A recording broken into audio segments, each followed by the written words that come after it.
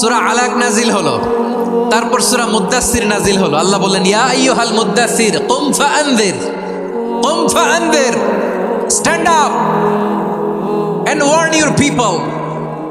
বিশ্বনবী ওহির ভার সহ্য করতে না পেরে কাঁপুনি এসে গেল, শীত লাগছিল, তিনি চাদর গায়ে দিলেন। আল্লাহ বললেন, ইয়া আইয়ুহাল মুদ্দাসসির, হে চাদরওয়ালা, কুম ফাআনযির, স্ট্যান্ড আপ, ফাআনযির, ওয়ার্ন করো, সতর্ক করো। সুবহানাল্লাহ।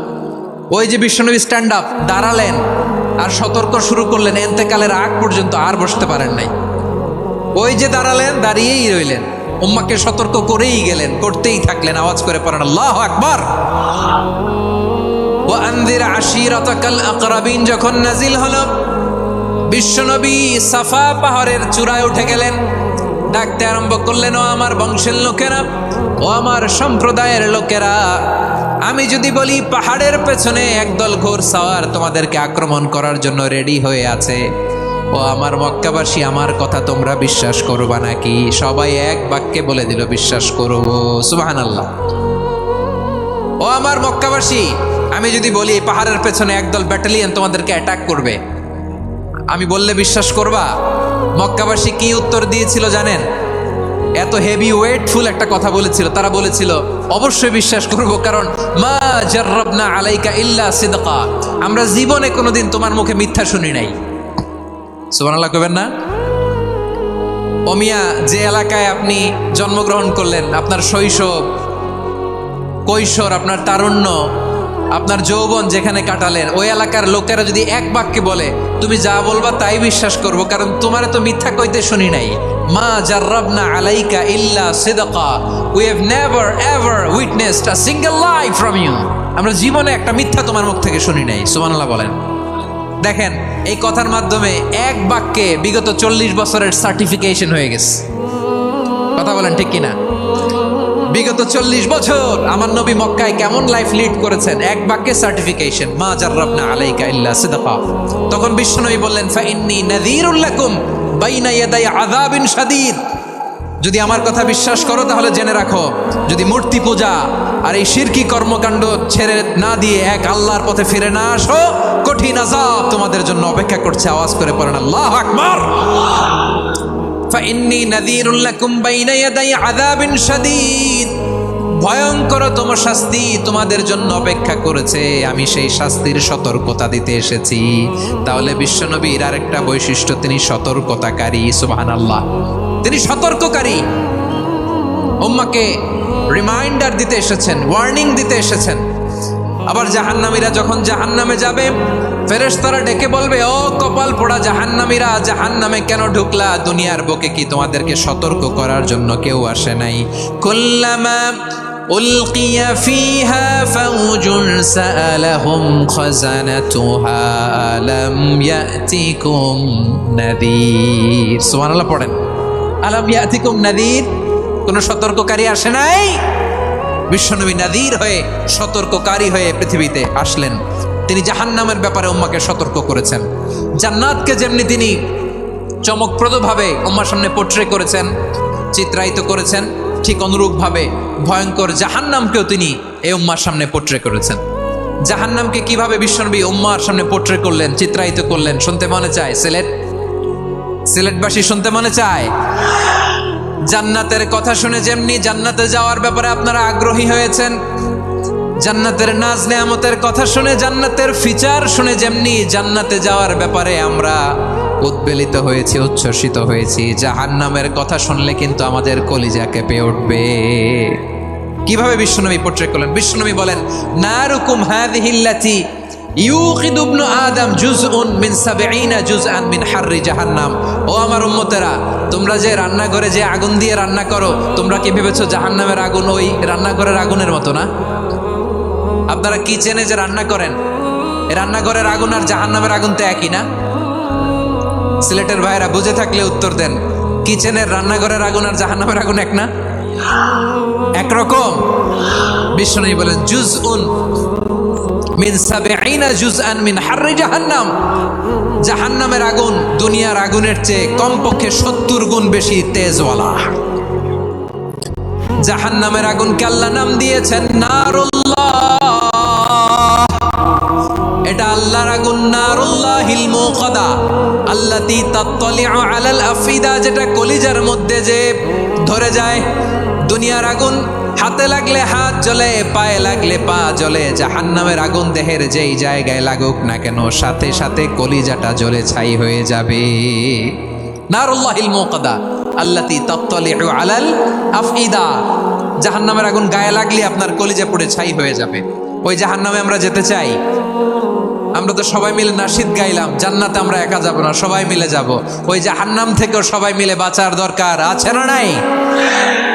কি ভয়ঙ্কর শাস্তির বর্ণনা যে বিশ্বনবী দিয়েছেন, এত বিস্তর আলোচনার সুযোগ আমার নাই। আমি শুধু সবচেয়ে হালকা পাতলা, দ্য লাইট পানিশমেন্ট, সবচেয়ে হালকা শাস্তি কি হবে এটা বলবো। বিশ্বনবী বলেন, ইন্না আহওয়ানা আহলিন নারি আযাবান ইয়াউমাল কিয়ামাতি লারাজুলুন তুদাউ ফি আখমাসি কদামাইহি জামরাতান ইয়াগলি মিনহুমা দিমাগু। জাহান্নামের সবচেয়ে হালকা আযাব কি হবে শোনো। সবচেয়ে ভারী না হালকা? সবাই বলুন, জাহান্নামের সবচেয়ে কঠিন আযাব না হালকা? জাহান্নামের সবচাইতে হালকা আযাব হলো ওই ব্যক্তির আযাব যার পায়ে দুটো জাহান্নামের আগুনের জুতা পরিয়ে দেয়া হবে। ওই আগুনের উত্তাপে তার মাথার মগজগুলো ভাতের মারের মতো টপ টপ টপ টপ করে বেয়ে বেয়ে পড়বে। নাউজুবিল্লাহ পড়বেন না? আচ্ছা প্রিয় সিলেট, আওয়াজ করে বলেন, এইটা যদি সবচেয়ে লাইট পানিশমেন্ট হয়, সবচেয়ে হালকা পাতলা সহনীয় আযাব যদি হয়, তাহলে ভয়ঙ্কর তোমার আযাবের কি অবস্থা হবে? আমরা কি ওই জাহান্নামে যেতে চাই?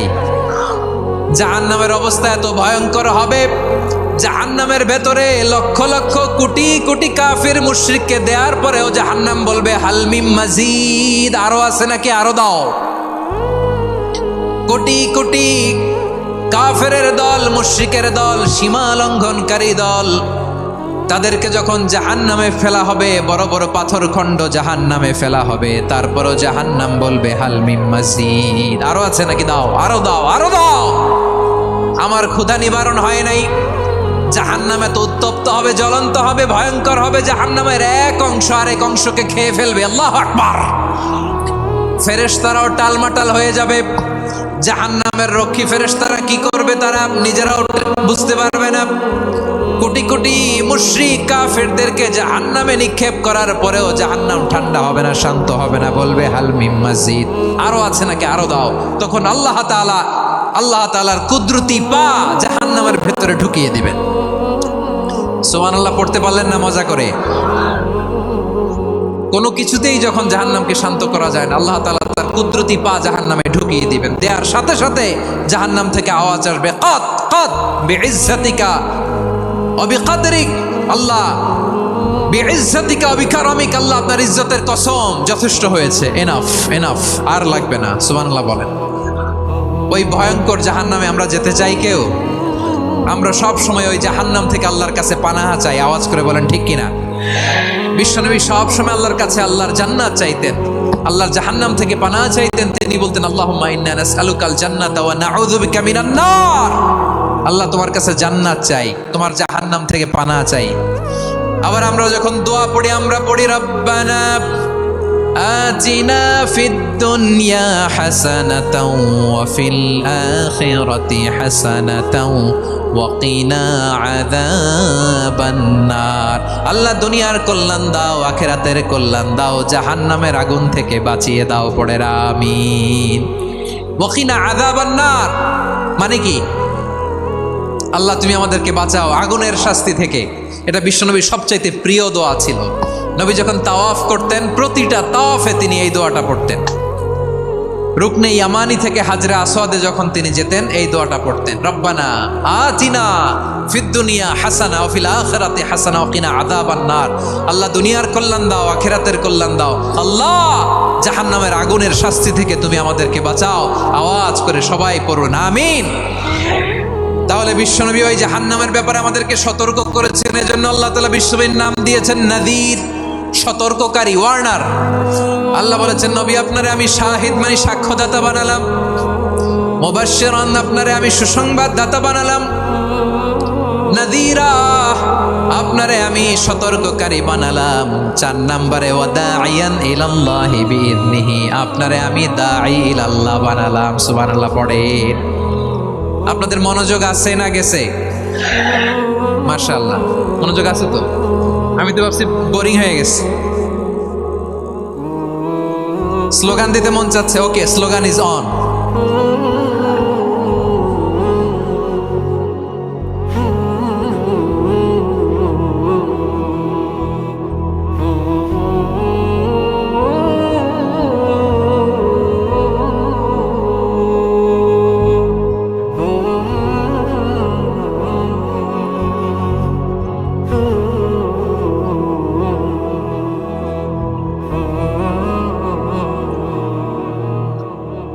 মাশাআল্লাহ, মাশাআল্লাহ। হ্যাঁ, ঠিক আছে, আর কয়েক মিনিট।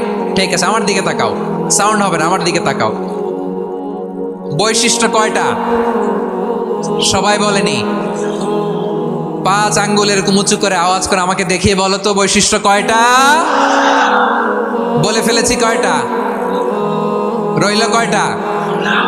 4 নম্বরে দাঈয়ান ইলাল্লাহ, সবচেয়ে গুরুত্বপূর্ণ পয়েন্ট। আমার দিকে তাকাও, আমার সাথে কানেক্ট করো। অনেক কিছু বলার আছে, আমার দিকে তাকাও। দাঈয়ান ইলাল্লাহ, বিশ্বনবীকে আল্লাহ তাআলা দায়ী করে পাঠিয়েছেন। বিশ্বনবী কি মানব মণ্ডলীকে নিজের দিকে ডাকে? দুনিয়ার দিকে ডাকে? কার দিকে ডাকে? দাঈয়ান ইলাল্লাহ বিইذনি, আল্লাহর আদেশে আমি আপনাকে দায়ী করে পাঠিয়েছি। বিশ্বনবী মানব মণ্ডলীকে আল্লাহ তাআলার দিকে ডাকতেন। আল্লাহ তাআলা বলেন, ومن أحسن قولا ممن دعا إلى الله وعمل صالحا وقال إنني من المسلمين। তার চাইতে ভালো কথা, শ্রেষ্ঠ কথা, কল্যাণকর কথা আর কার হতে পারে যে মানুষকে আল্লাহর দিকে ডাকে, সৎ কর্ম করে আর বলে আমি হলাম মুসলমান। সুবহানাল্লাহ বলেন। এবং এই যে দাওয়াতি কাজ বিশ্বনবী করবেন, এটার একটা মেথডোলজি আছে। বিশ্বনবী কিভাবে দাওয়াতি কাজ করবেন উম্মার মাঝে, এটাও আল্লাহ তাআলা দাওয়া মেথডোলজি তিনি শিখিয়ে দিলেন। তিনি বললেন, উদউ ইলা সাবিলি রাব্বিকা বিল হিকমাতি ওয়াল মাউইযাতিল হাসানাতি ওয়াজাদিলহুম বিল্লাতী হিয়া আহসান। নবী হে, আপনি মানুষকে আপনার রবের দিকে ডাকুন প্রজ্ঞার সাথে, বিচক্ষণতার সাথে,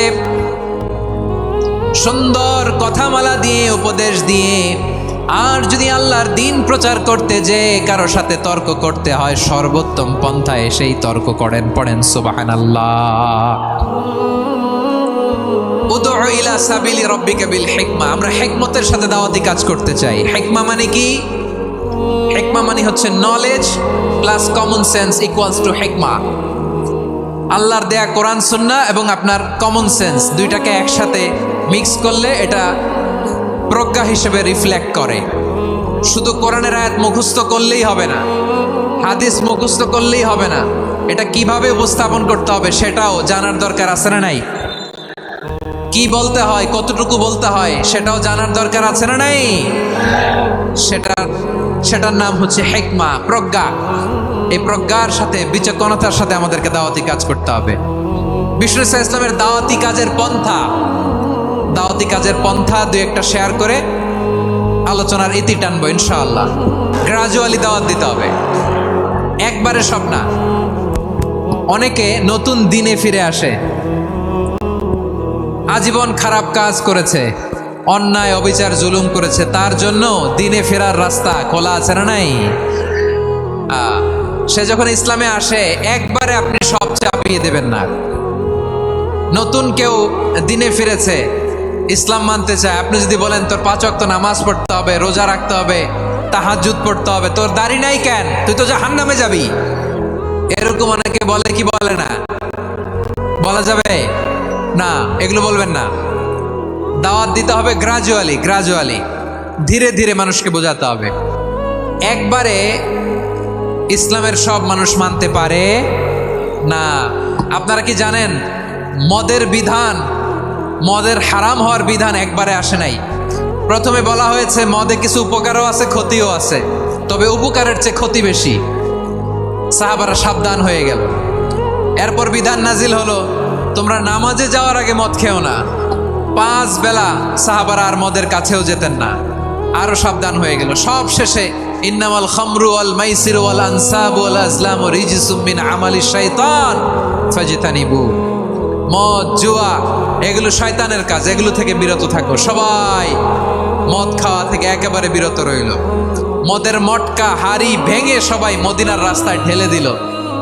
মদের পানিতে পুরো মদিনার অলি গলি সয়লাভ হয়ে গেল। বলেন সুবহানাল্লাহ। তাহলে মদ কি একবারে হারাম হয়েছে? প্রিয় সিলেট আওয়াজ করে বলেন, মদের বিধান, হারাম হওয়ার বিধান এটি কি একবারে হয়েছে? কেউ যদি ইসলাম মানতে চায় একবারে তাকে সবকিছু চাপিয়ে দেয়া যাবে না। আমাদের কাছে অনেকে আসে, আয়সা বলে, হুজুর আমার মেয়েটা পর্দা করে না, হুজুর পর্দা করে না, ওর জন্য দোয়া করেন। তা আমি বলি বয়স কত? বলে 22। তো 22 বছর বয়সে আগে কি করছেন? আগে পর্দা করাইছেন? না, করাই নাই। তো এখন তো আর হবে না। এখন তাকে আস্তে আস্তে বুঝান যে মা শালীন পোশাক পরো, একটু শালীন, যেমন আছো তেমনই থাকো, শালীন পোশাক। শালীনে অভ্যস্ত হলে বোঝান, মারে একটু মাথায় কাপড় দাও, একটু হেজাব করো। ওইটাতে অভ্যস্ত হয়ে গেলে এরপরে তাকে নিকাবের দিকে আপনি আহ্বান করেন। ওইটাতে অভ্যস্ত হয়ে গেলে হাত মোজা পা মোজা যদি করতে চায়, এইভাবে গ্রাজুয়ালি